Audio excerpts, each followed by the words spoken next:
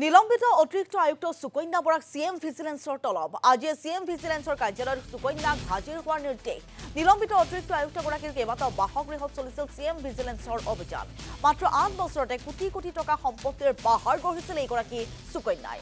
পুনৰ আপোনালোকক জনাইছো সুকন্যা বৰা যি পৰ্বতসম সম্পত্তিৰ গৰাকী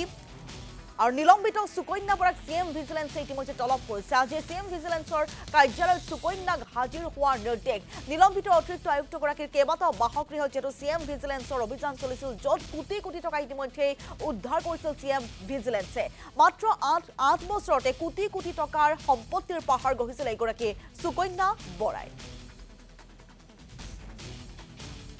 আৰু নিলম্বিত অতিৰিক্ত আয়ুক্ত সুকন্যা বৰাক ইতিমধ্যে সিএম ভিজিলেন্সে তলব কৰিছে আৰু কিছুদিন পূৰ্বে যেটো তেওঁৰ গুৱাহাটীস্থিত সমান্তৰালভাৱে আন স্থানত থকা কেইবাটাও বাসগৃহত অভিযান চলোৱা হৈছিল আই বৰ্গীভূত যিসমূহ তেওঁৰ সম্পত্তি সেই সম্পত্তিৰ উৎস বিচাৰি সিএম ভিজিলেন্সে অভিযান চলাইছিল আৰু তেওঁৰ কেইবাটাও বাসগৃহৰ পৰা কোটি কোটি টকা জব্দ কৰিবলৈ সক্ষম হৈছিল সিএম ভিজিলেন্সে কেৱল মাত্ৰ 8 বছৰতে কোটি টকাৰ সম্পত্তিৰ গৰাকী হৈছিল এইগৰাকী সুকন্যা বৰা আৰু তেওঁৰ বিৰুদ্ধে যেটো অবিনতভাৱে সিএম ভিজিলেন্সে অভিযান অব্যাহত ৰাখিছিল আৰু শেহতীয়া খবৰ নিলম্বিত অতিৰিক্ত আয়ুক্ত সুকন্যা বৰাক সিএম ভিজিলেন্সে তলব কৰিছে আজি সিএম ভিজিলেন্সৰ কাৰ্যালয়ত সুকন্যা বৰাক হাজিৰ হোৱাৰ নিৰ্দেশনা জাৰি কৰা হৈছে নিলম্বিত অতিৰিক্ত আয়ুক্তগৰাকীৰ কেইবাটাও বাসস্থানত কিছুদিন পূৰ্বে সিএম ভিজিলেন্সে অভিযান চলাইছিল য'ত কোটি কোটি টকা জব্দ কৰিবলৈ সক্ষম হৈছিল সিএম ভিজিলেন্সে আৰু কেৱল মাত্ৰ 8 বছৰ তেওঁ চাকৰি কৰিছিল 8 বছৰৰ চাকৰি কালত তেওঁ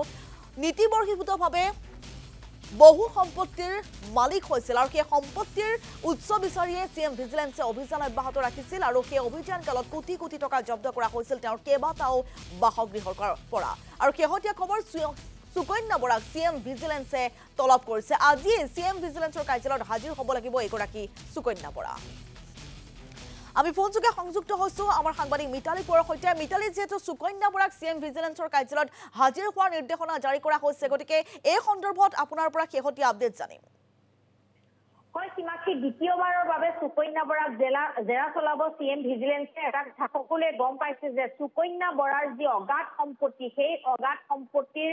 যিখন তালিকা সেই তালিকা দীঘলীয়া হৈ গৈ আছে আৰু এই যি তদন্ত প্ৰক্ৰিয়া এই তদন্ত প্ৰক্ৰিয়াত এতিয়াও সুকন্যা বৰাই সম্পূৰ্ণভাৱে সহযোগিতা আগবঢ়োৱা নাই যাৰ বাবে পুনৰ আজি তলব কৰা হৈছে আৰু তেওঁক জেৰা চলোৱা হ'ব কাৰণ সকলোৱে গম পাইছে যে সম্পত্তিৰ যি অগাধ তালিকা সেই তালিকা দেখি ইতিমধ্যে সিএম ভিজিলেন্স হতবাক হৈছে আৰু তেওঁ যিখন পাছপোৰ্ট সেই পাছপোৰ্টখনো ইতিমধ্যে জমা দিয়া নাই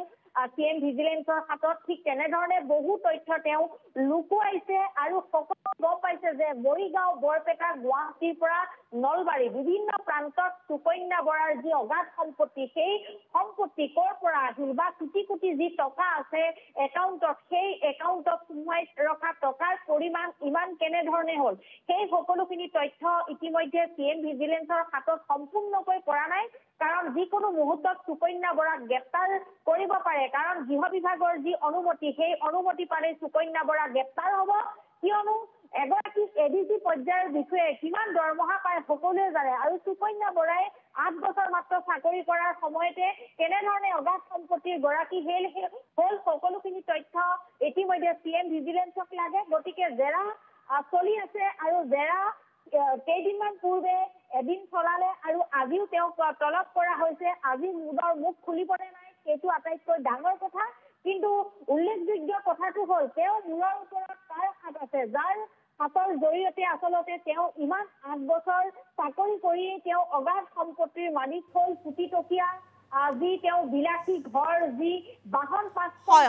নিশ্চয়ভাৱে মিতালী সেই সমূহ তথ্য আজিৰ দিনটোত পুনৰ লাভ কৰিব পৰা যাব যিহেতু দ্বিতীয়বাৰৰ বাবে সিএম ভিজিলেন্সৰ কাৰ্যালয়ত হাজিৰ হোৱাৰ নিৰ্দেশনা জাৰি কৰা হৈছে এগৰাকী সুকন্যা বৰাক মিতালী কোঁৱৰ এই মুহূৰ্তত আপোনাক ধন্যবাদ জনাইছো